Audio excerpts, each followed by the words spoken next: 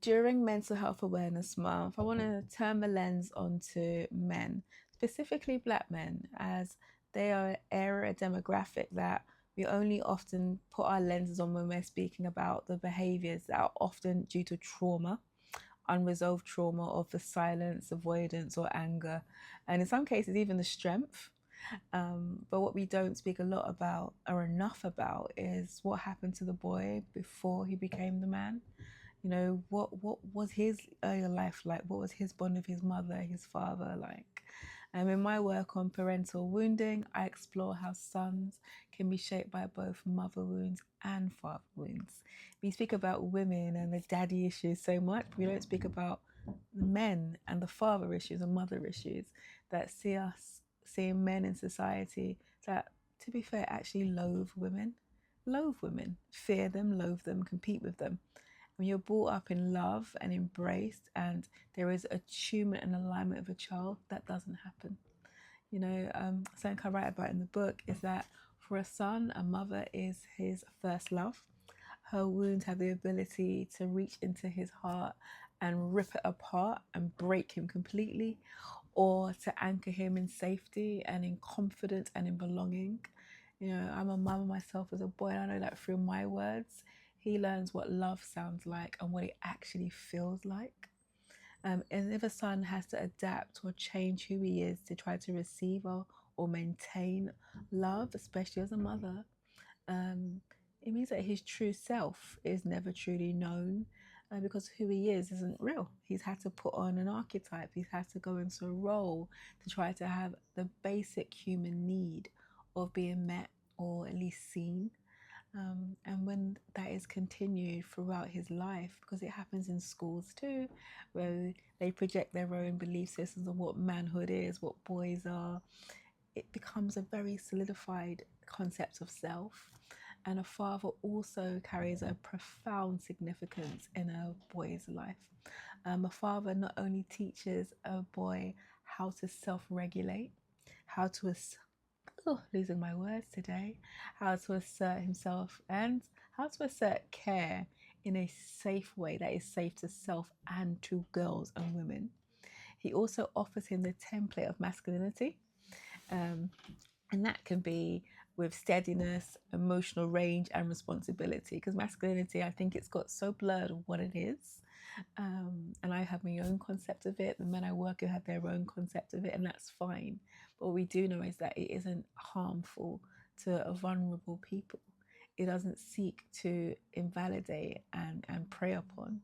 A father, therefore, can model how power and boundaries exist without anger, dominance, and cruelty, and how vulnerability and self discipline can coexist with strength.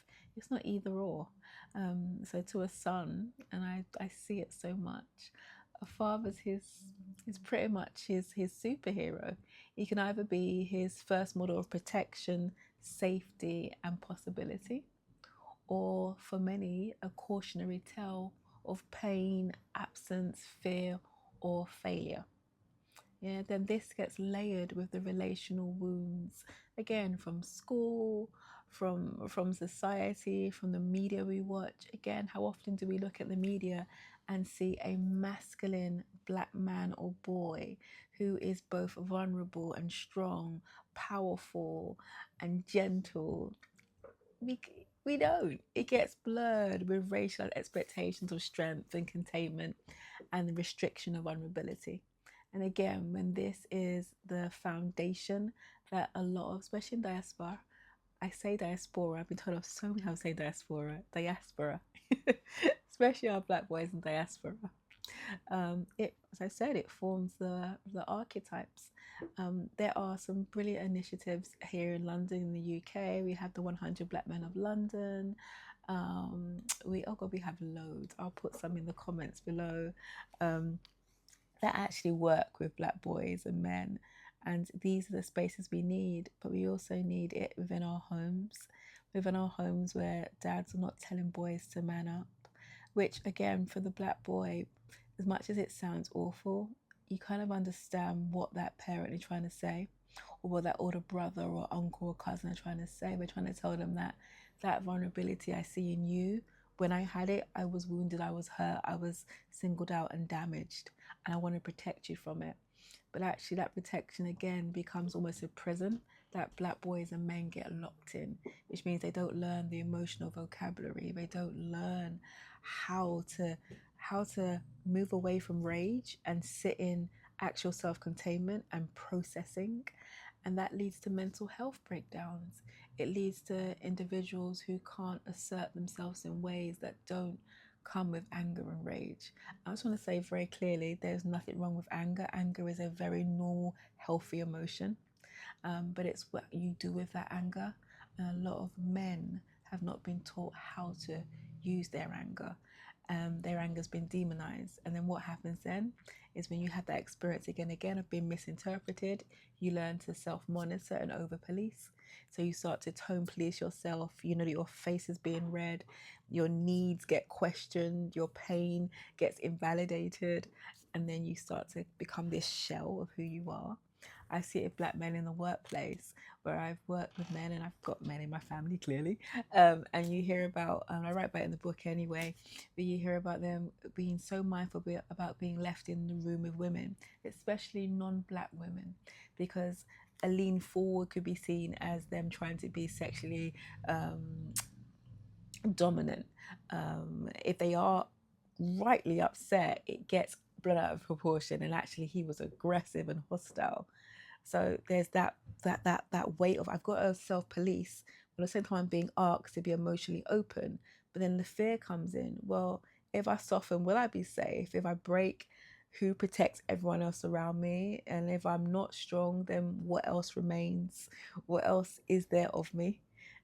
So all of these things start to lead towards what we see, and it is a pandemic of men not feeling able to come to therapy to just release and be truly seen.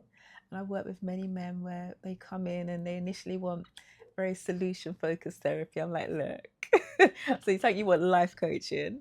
Sometimes they come to me as a black woman because they feel maybe I can see and hear and feel, or sometimes it's that actually maybe they got a concept as well of this motherly figure, and actually that reparenting and that love that wasn't received, all of which is part of me and not of me.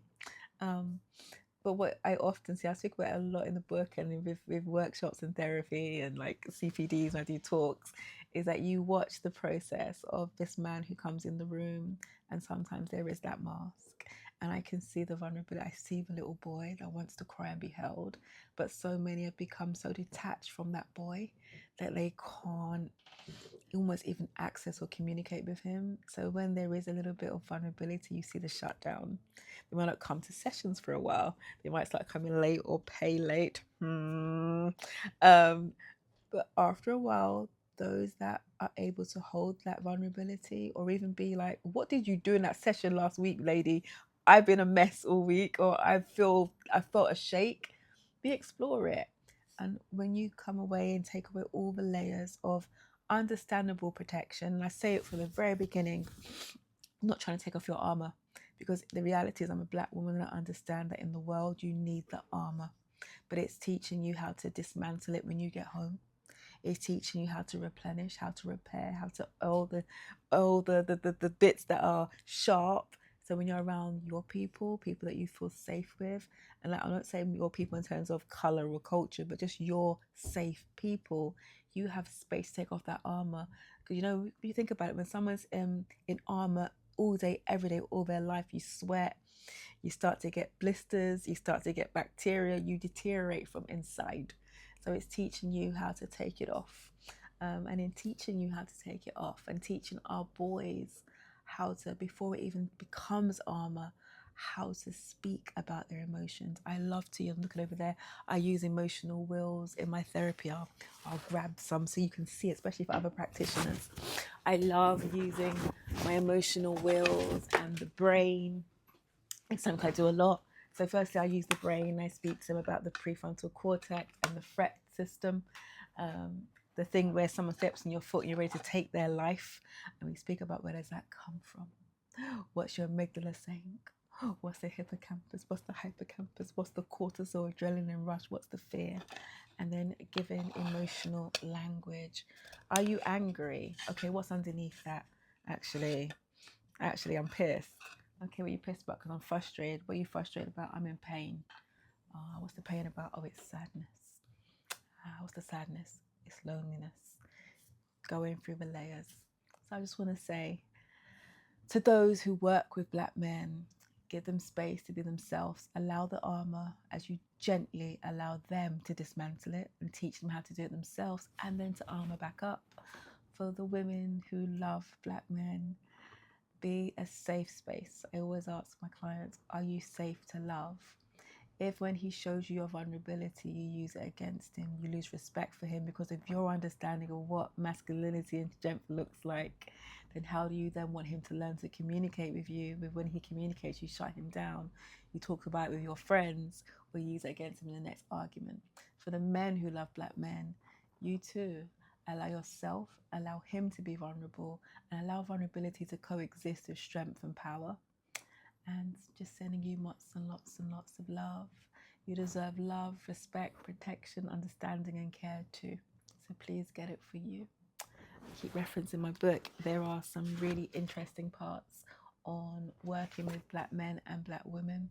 When the strong Black man and strong Black woman archetypes get together, I've made sure I put some resources in there so you can look at how we work with teaching each other to remove the armor and then armor back up when you're out in the world. Because if there's one thing I'm real, and I don't believe in the fluff of, you just take off the armor and take off the mask when you're in the world and you'll be safe. The reality is we are in systems where actually sometimes it's not fair. Sometimes you are. Sometimes who's kidding? Constantly you are profiled and you are scanned and I'm very smiley. It's something I've learned to be from a child. I was told when my face was straight. Was I angry? Have I got an attitude? Many Black men and Black women have that experience.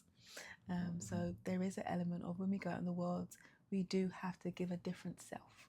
But teaching how to remove that self, to put that self aside or to merge it. But when you get home around safety, how you put that away and go back to being your geeky, geeky self or whatever else it is. Okay, sending you much love.